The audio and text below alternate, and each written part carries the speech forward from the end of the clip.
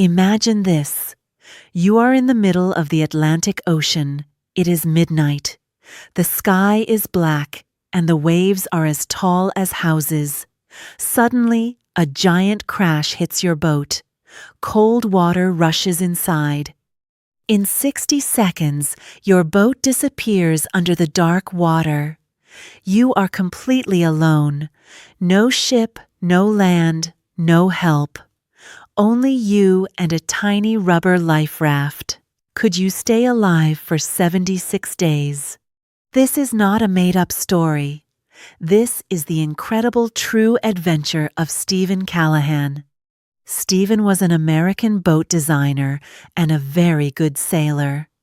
He had a great dream: to cross the dangerous Atlantic Ocean completely alone.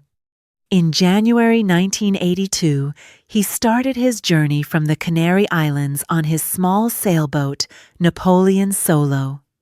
The first week was like a beautiful dream. The sun was warm, the wind was gentle, and the sea was a deep, quiet blue.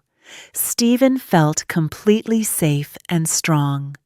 But the ocean can change quickly. On February 5, the dream ended. A terrible storm caught the small boat. The wind made a very loud noise. Steven stayed inside, holding a metal bar tightly. Then the disaster came. A massive wave, or perhaps a giant whale, struck the bottom of the boat. The ocean entered his room with great power. Steven had only 1 minute to survive. He did not panic. He grabbed his rubber life raft and a small blue survival bag. He jumped into the freezing, black water. A moment later, Napoleon Solo sank into the deep. Steven was now a prisoner of the ocean. The next morning, the sun came up, but it did not make him feel better. Steven opened the small tent of his raft and looked out. The view was scary. He saw only endless blue water and endless blue sky. He was 1,200 kilometers away from the nearest land. His new home was a round rubber tube, only 2 meters wide. A small yellow tent protected him from the burning sun. Inside, Steven checked his supplies. The reality was very bad. He had a few pieces of dry bread and a few small tins of meat. This food could last for only a few days. More importantly, he had very little fresh water. On the ocean, thirst is a fast killer. "I must not give up," Steven said to the empty sea. He found a small pencil and wrote "Day 1" on the rubber wall. This was the start of his calendar of survival. After 7 days, the silence was heavy and his food was completely gone. His body became weak and dizzy, but the ocean gave him a strange miracle. Hundreds of large, colorful Dorado fish began to swim under the raft. The shadow of the boat was a safe place for them. Steven took his small spear gun, stood up carefully on the moving waves, and shot. He caught a large fish. He had no fire, so he ate the meat raw. It tasted strange, but it gave him the necessary energy to fight. Finding food was a success, but water was a daily battle. Steven knew the most important rule of the sea: never drink salt water. Salt water destroys a human body from inside.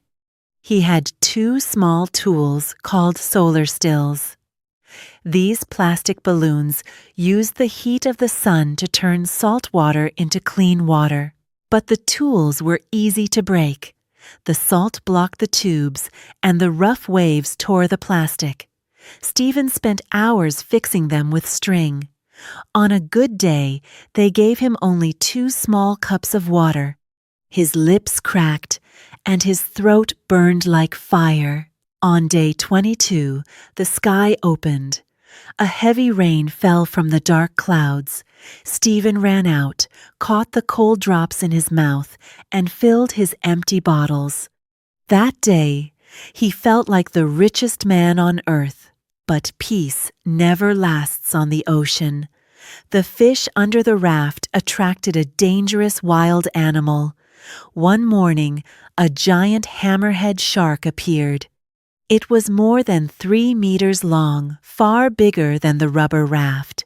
The monster swam in slow circles, bumping its hard head against the thin rubber. Inside the tent, Steven sat completely still. He did not breathe. If the shark bit the raft, the rubber would tear instantly. The shark looked at him with cold, dark eyes. After hours of fear, the monster lost interest and swam into the deep blue. Steven was safe, but the ocean gave no promises. On day 43, a small mistake almost brought death. Steven was hunting a large Dorado fish. The fish fought with very great strength. The line pulled hard, and the sharp metal tip of the spear swung back, hitting the side of the raft. Psst! It was the most scary sound in the world. The spear made a hole in the bottom rubber tube. Instantly, the bottom of the raft lost air and became soft. Cold water flooded Steven's legs. The raft was collapsing. If the top tube failed too, he would drown. For 9 days, Steven lived in a terrible nightmare. The repair patches did not stick because the rubber was wet and oily. He had to use a manual hand pump to add air every 30 minutes, day and night. He could not sleep. If he slept for an hour, the raft would sink. His eyes were red, and his muscles screamed with pain. On the 9th day, he was completely tired and almost broke down. In a desperate moment, he had an idea. He rolled a piece of cloth into a tight ball and forced it into the hole. Then, he tied the rubber around the ball with strong string. The leaking stopped. The patch was safe.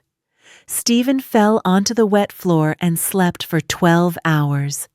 The weeks moved like slow years. Steven was changing into a living skeleton. He lost 30 kilograms of weight, and his skin was covered in painful sores from the salt water. His hair and beard were long and white. During this long journey, Steven saw 9 big cargo ships in the distance. Each time, his heart filled with great hope. He shot emergency flares into the night sky and used a small mirror to reflect the sun. He stood on his weak legs and shouted into the wind. But the giant ships never stopped. They moved fast, looking far ahead. No one looked down at a tiny yellow raft in the middle of the desert of water. The ships disappeared over the horizon, leaving Steven in deep sadness. He felt like a ghost, invisible to the world. Yet, he refused to die. On day 75, nature changed. The air did not smell like salt anymore. It had a sweet, rich smell of wet dirt and green trees.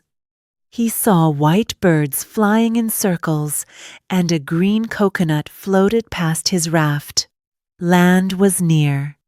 The next morning, day 76, the morning mist went away. Steven looked straight ahead and saw a dark green line on the horizon. It was the island of Marie Galante in the Caribbean. He had crossed the entire Atlantic Ocean in a rubber boat. But a dangerous current was pushing him past the island, back into the open sea. He tried to paddle, but his muscles had no power. Suddenly, a beautiful sound broke the silence. Put, put, put. A small motorboat appeared. 3 local fishermen were inside. They saw the strange yellow raft and came close. When they looked inside, their eyes opened wide with shock. They found a wild man with visible ribs and a long white beard. Steven looked at them, smiled weakly, and said, "I am an American sailor. I have been on the ocean for 76 days. The fisherman carried Steven gently to the island hospital. He could not stand because his legs had no muscles left after months of sitting. The doctors and nurses could not believe their eyes. "This is a real miracle," the doctor said. "A human body cannot survive these conditions for so long. He survived because his mind is incredibly strong." Steven stayed in the hospital for many weeks, getting his health back and learning to walk again. Later, he returned to America and wrote a very popular book about his journey called Adrift. It became a very famous book across the world. Steven Callahan showed the world a great lesson. The human spirit is more powerful than any ocean storm. He survived because he accepted his reality and solved his problems one by one. He always shared this truth with others. Our minds have a secret power. You are always stronger than you think. If a man can survive 76 days alone in a rubber raft, you can certainly survive the storms in your own life.